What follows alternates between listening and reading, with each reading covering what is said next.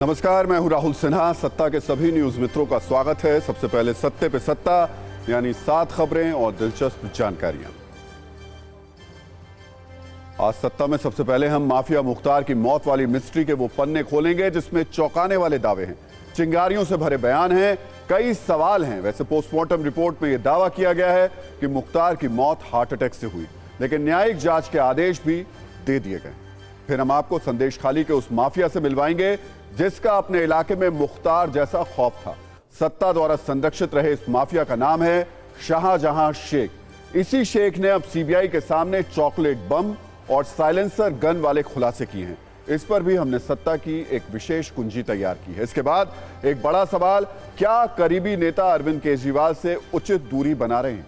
यह चौंकाने वाला दावा किया है बीजेपी नेता मनजिंदर सिंह सिरसा ने, जिन्होंने एक वीडियो जारी करके कुछ सवाल पूछे हैं और इन सवालों का केंद्र हैं राघव चड्ढा और स्वाति मालीवाल। फिर सत्ता में हम आपको बीजेपी का ज्वाइनिंग वाला वर्ल्ड रिकॉर्ड दिखाएंगे। बीजेपी का दावा है कि मध्य प्रदेश में करीब 16,000 से ज्यादा कांग्रेसी बीजेपी में शामिल हो गए हैं। इसमें सबसे ज्यादा कार्यकर्ता कांग्रेस के मजबूत गढ़ छिंदवाड़ा के शामिल हैं।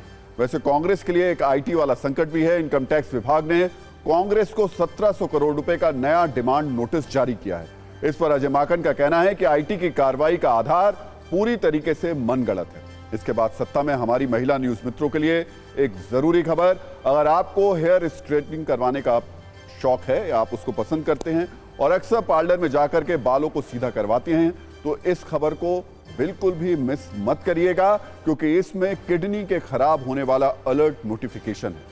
फिर सत्ता में अगली खबर फ्लाइट वाले उस फैमिली टैक्स की, जिस पर एक चौंकाने वाला सर्वे सामने आया है। लोकल सर्किट्स के सर्वे के अनुसार 44% लोगों ने यह माना है कि उन्हें अपने परिवार संग बैठने के लिए सीट पर एक्स्ट्रा चार्ज देना पड़ा। एयरलाइंस की लूट नीति वाली इस सर्वे पर भी हमने सत्ता की कुंजी तैयार की। तो सत्ता में हमने आज की 2 बड़ी खबरों पर 2 बड़ी कुंजी तैयार की हैं। दोनों कुंजियों के मुख्य किरदार हैं ऐसे माफिया जिन्होंने अपराध और राजनीति की दुनिया में अपना वर्चस्व कायम किया। आज हम दोनों की कहानी बताएंगे। पहले सिर्फ 30 सेकंड में जानिए आखिर आज दोनों की चर्चा क्यों हो रही है। एक नाम है मुख्तार अंसारी, जिसकी कल रात हार्ट अटैक की वजह से मौत हो गई। दूसरा नाम है पश्चिम बंगाल के संदेश खाली का शाहजहां शेख, जो क्राइम कारनामों की वजह से पिछले कुछ दिनों से सुर्खियों में है।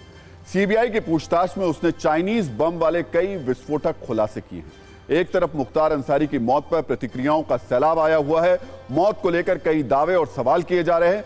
वहीं दूसरी ओर शाहजहां शेख की विदेशी हथियार वाली मिस्ट्री सामने आई है। मुख्तार अंसारी की मौत के मामले में धीमे जहर वाले आरोप हैं, वहीं शाहजहां शेख के मामले में 50 रुपए वाली चॉकलेट बम से जुड़े हैरत अंगेज खुलासे हैं। तो आज सत्ता में शाहजहां शेख का जिक्र इसलिए हो रहा है क्योंकि सीबीआई की पूछताछ में उसने कई बमबाज खुलासे किए हैं। वो धीरे धीरे अपने सारे गुनाहों को कबूल रहा है। दावा है कि बंगाल के सत्ताधीशों के संरक्षण से शाहजहां शेख विदेशी हथियारों के जरिए दशकों तक खौफ का खेल खेलता था। इन हथियारों को वो चीन से बांग्लादेश के रास्ते मंगवाता था। एक हथियार का नाम है चॉकलेट बम। जानकारी के मुताबिक शातिर शाहजहां शेख चॉकलेट के आकार के बम का इस्तेमाल करता था। यह दिखने में चॉकलेट की तरह जरूर होता था, लेकिन बारूद से भरा हुआ होता था। मेड इन चाइना बम को चीन से इंपोर्ट कराया जाता था। चीन से बांग्लादेश और बांग्लादेश से बोट के रास्ते पश्चिम बंगाल इन बम को लेकर आया जाता था। धामाखाली घाट पर शेख का भाई आलमगिरी दूसरे साथियों के साथ सारे बम को रिसीव करता था। उसके बाद शेख के गुप्त ठिकानों पर इसको रखा जाता था। यह देखने में चॉकलेट की तरह होता था, लिहाजा पुलिस को शक भी नहीं होता था। पुलिस चॉकलेट बम को ट्रेस भी नहीं कर पाती थी। यह बम इतना सस्ता था कि एक बम की कीमत सिर्फ 50 से 60 रुपए थी। बताया जा रहा है जब शेख को जमीन हड़पनी होती थी, जब महिलाओं पर अत्याचार करना होता था, तो लोगों को डराने के लिए इस बम का वो इस्तेमाल करता था। चुनाव के समय इस बम का वो विशेष इस्तेमाल करता था। वोटर्स को चॉकलेट बम से डराता था। इसी तरह शेख के दूसरे सीक्रेट वेपन का नाम है साइलेंसर गन। शेख ये गन अपने सबसे विश्वस्त बुलेट गैंग को देता था। शेख के शातिर साथी लोगों को डराने के लिए साइलेंसर गन का इस्तेमाल करते थे। जैसा कि नाम है साइलेंसर गन, इस गन से गोली चलने की आवाज बिल्कुल कम आती थी। इस गन को 60,000 रुपए में शेख चीन से मंगवाता था। शाहजहां शेख के इस पूरे खेल में उसका भाई आलमगीर न सिर्फ शामिल था, बल्कि उसका आदेश वाहक था। इससे भी गंभीर बात यह कि बीजेपी का आरोप है कि शेख के गुनाहों में पश्चिम बंगाल की सरकार, पुलिस और प्रशासन का पूरा साथ रहा है। जबकि टीएमसी के नेता ऐसे आरोपों से कैसे तिलमिला गए हैं, यह भी आप देख लीजिए सिर्फ 138 सेकंड की न्यूज रील।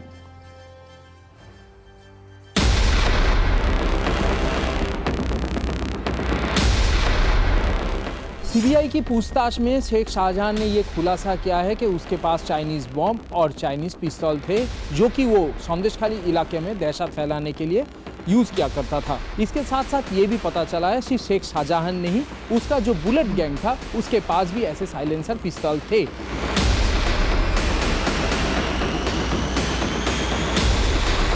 शाहजहां जैसा मिसक्रेट्स ये सिर्फ एक राजनीतिक दल की पताका को हाथ में लेकर के, उसका झंडा को लेकर के ये जो काम कर रहे हैं, उस सारे के सारे एंटी नेशनल एक्टिविटीज है।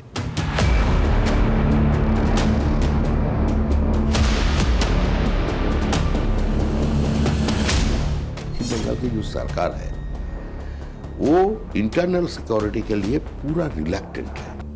वो वोट बैंक का राजनीति करते हैं, वो माइनॉरिटी वोट कंसोलिडेट हो जाए और उसके लिए जितना नीचे गिरना चाहिए उसके लिए वो तैयार है। मेरा कहना ये है, सीबीआई जब किसी के पास जाता है तो एडमिनिस्ट्रेशन को पता नहीं रहता है, मीडिया को पता हो जाता है। ऐसा भी हो रहा है, मीडिया बोलता है सीबीआई अभी बाएं घुमा है, फिर दाहिने घूमेगा।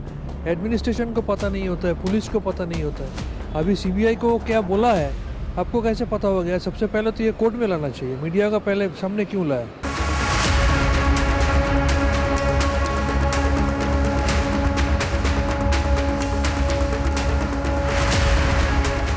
चाइना ओपनली ये सब वेपन्स और एम्यूनिशन इंडियन टेररिस्ट को दे रहा है, तो वेस्ट बंगाल को भी उसने सप्लाई करना शुरू कर दिया है। नागालैंड, मिजोरम और असम में जो टेररिस्ट फाइट कर रहे हैं वो इनडायरेक्टली चाइना को मदद कर रहे हैं।